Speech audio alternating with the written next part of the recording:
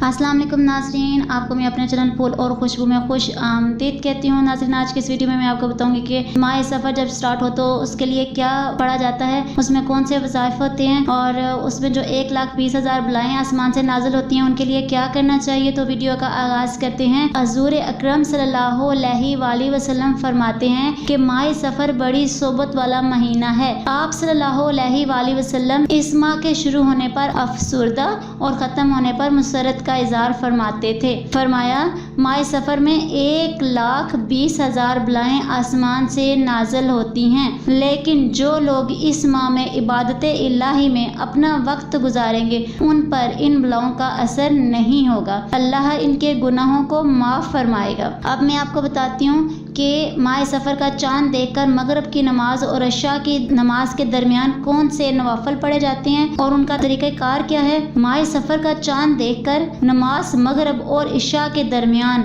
4 रकत नमाज 2 सलाम से पढ़नी है। हर रकत में बाद सूरह फातिहा के सूरह इखलास 11 मरतबा पढ़नी है और फिर सलाम फेरने के बाद 1000 मरतबा ये वाला दुरूद शरीफ पढ़ना है।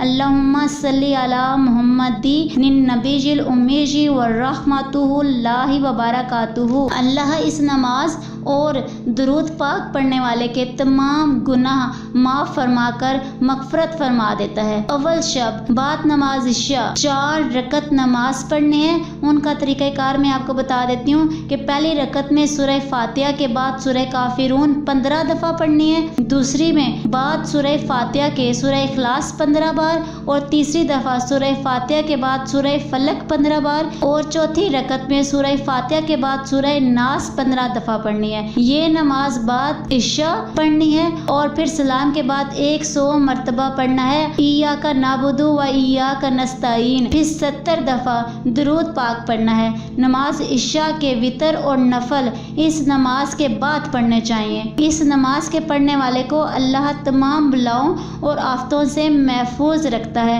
इंशाअल्लाह।